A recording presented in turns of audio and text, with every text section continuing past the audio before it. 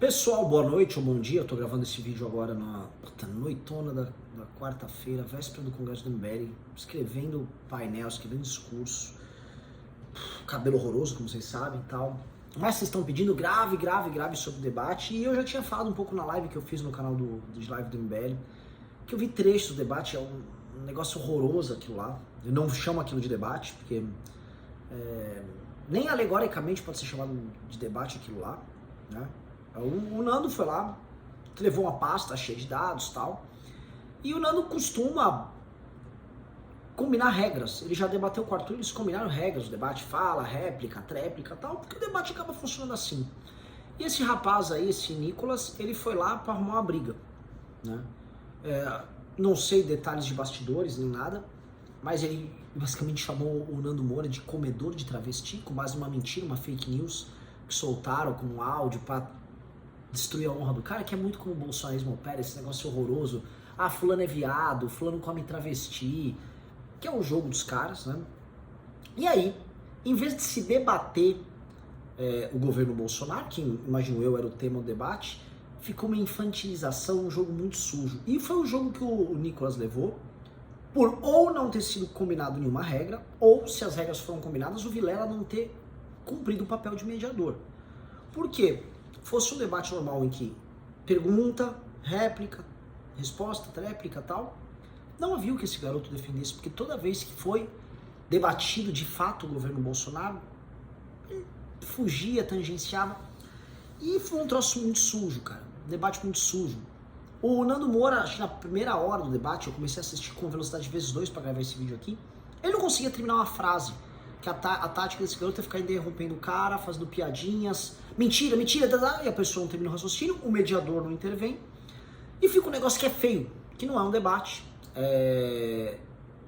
dá angústia de ver um troço desse, é muito ruim, e isso parece muito com o que faziam com o André Marinho no Pânico, em que bolsonaristas iam lá, ao Marinho era cerceada a capacidade de resposta, por vezes tinha o microfone cortado, quando não diminuído, e aí ficavam fazendo esse show de horrores lá, e as pessoas, e o gado ficava lacrando pra cima, lacrando, né, com muitas aspas pra cima dele, berrando, não deixando a pessoa responder, que é muito diferente do que acontece quando esses caras debatem com o Kim, quando é na televisão, que um tem tempo, um não pode interromper o outro, e aí a mágica acontece, né. Foi muito interessante, porque o Nando, quando teve tempo de orquestrar o raciocínio, e eu comparo isso com uma maratona, que como foi muito longa a live, né, o debate durou muito tempo, quando o Nando orquestrava e montava o raciocínio e jogava a pergunta, o garoto jogava umas respostas soltas, provocava, xingou o Nando de mongolão várias vezes. E aí, aí você via a fraqueza. O Nando, no fim do dia, quando você pega e assiste aquela porcaria inteira, e assim, assisti vezes 2, pulei alguns pedaços que era xingação pura, o Nando conseguiu colocar uma tese de pé, que o governo Bolsonaro era um governo corrupto que traiu seus ideais de campanha, e enquanto ele fazia isso, ele era interrompido de forma muito agressiva pelo Nicolas, que é um garoto agressivo, que é um garoto que para fazer esse jogo estilo, o que uma mãe eu falei que faz não em debate, mas ir na rua, provocar, ele vai muito bem, tem um talento nisso. E quando o Nando não caía nisso, não deixou o raciocínio claro, o Nicolas não deixou o raciocínio claro, o Nicolas foi lá para atacar o adversário descompromissado com as próprias teses. Eis o ponto, pra mim, que é uma questão de caráter que eu acho que é muito louco. O MBL foi citado umas 20, 30 vezes no debate inteiro, tá? 20, assim, muito. O garoto vivia, mas o MBL. Ah, o MBL esteve no palanque com o Ciro e com o PC do B. Estivemos, a gente convidou publicamente, a gente não há mistério nenhum nisso. E há uma coisa muito óbvia, nós queremos o apoio desses caras pela tese que a gente defende, que é o impeachment do Bolsonaro. Nós não fazemos isso envergonhado, a gente não se encontra de forma envergonhada com o Toffoli para combinar com o PT, com a esquerda, votar algo como, por exemplo, a PEC da impunidade. A gente nunca jogou esse jogo, nunca pretende jogar esse jogo. É tudo muito às claras. E veja, o Nando Moura não tinha compromisso nenhum em defender o MBL, nem precisava fazer isso. Mas ele foi muito homem, muito honrado, porque a coisa mais fácil, ele falou, eu quero mais que os caras do MBL vão pra puta que pariu. Coisa que ele já fez antes, e ele não fez. Ele foi compromissado com pessoas que ele não ganha nada estando próximo, e ele nem sequer é próximo da gente. Mas como foi a postura do rapazinho com relação ao Bolsonaro? Percebe que é um garoto que vive de farmar like do Bolsonaro e puxar saco do Bolsonaro em tudo. E aí ele, pra tangenciar e fugir da discussão, ele jogava basicamente, não, se o Bolsonaro cometer erro, ele que pague o ai, ele que o ai, aquela voz mole lá, tangenciando e sem fazer uma defesa do governo Bolsonaro, porque um oportunista como o Caio Copano faz uma defesa do governo Bolsonaro. Quando ele debateu com Kim com regras, ele defendeu o governo Bolsonaro e ele construiu o raciocínio para defender. Esse garoto não foi fazer isso. Mesmo para os bolsonaristas, esse garoto não foi defender o Bolsonaro, esse garoto foi destruir um adversário, foi tentar atacar a honra do adversário, sair vivo e sair de heróizinho lá, para lacrar lá nas redes dele.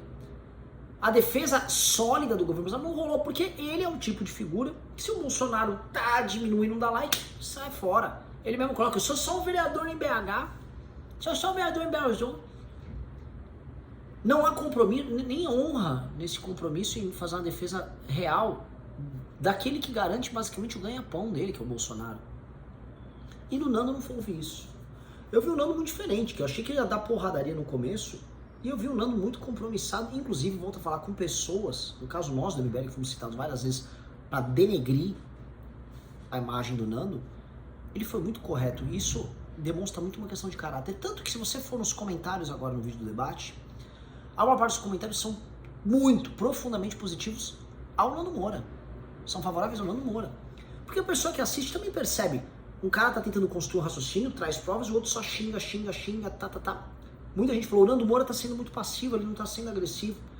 Mas numa maratona, e quando a gente levanta aqui uma maratona, são 3 horas, sei lá, de debate. Eu tava fazendo uma outra live que durou 1h30 e as duas praticamente terminaram juntas.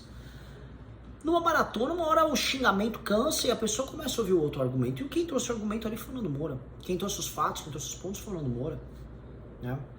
E fica uma reflexão aqui. Né? Nós do MBL já participamos e organizamos de muitos debates ao redor do Brasil, rádios, em televisões e tal. Mas esse modelo de debate, modelo estilo Jovem Pan, é um moedor de carne. É um negócio muito escroto. Escroto e sem regra. E na prática, isso é um pouco do prenúncio do que vai ser a política no ano que vem. 2022 vai ser um ano muito escroto. E não só da parte do bolsonarismo, a gente vai ver isso da parte do petismo também. Sob aplauso da esquerda, obviamente, mas sob aplauso da imprensa. Tá? O jogo sujo que vem no próximo ano, que é um jogo de homens e figuras políticas desesperadas, é um jogo para deixar até esse Nicolas aí corado. Vai ser um jogo feio, tá? Respondendo por último, que eu fui citado 2 vezes, né? Você vê que o garoto me citou lá, fico feliz que ele acompanha o nosso canal, que eu elogiei o Bolsonaro quando o Bolsonaro fez política ao precisar reformar a Previdência. Nem vale a pena refutar, porque são sofismas muito simples que ele vai jogando ali, né? Como se você tivesse 2 opções de governabilidade. Ou você não faz composição política alguma e xinga os outros e tenta dar um golpe de Estado e opera com aliados que chamam ministros supremos de viados. Isso é uma coisa. Ou você se entrega totalmente ao centrão, que é o que o Bolsonaro está fazendo, como se não houvesse nada no meio, que é justamente o campo da política. Como se o governo Fernando Henrique, para passar as privatizações e reformas que passou, precisasse ter colocado o que havia de mais escroto na política, ocupando os cargos mais importantes do governo dele. Não foi o que aconteceu. Nem sequer o PT fez, nem sequer o PT fez isso. Nem sequer o governo Michel Temer fez isso. E eu falava isso, olha, o Bolsonaro tem que fazer política como tinha, como fez.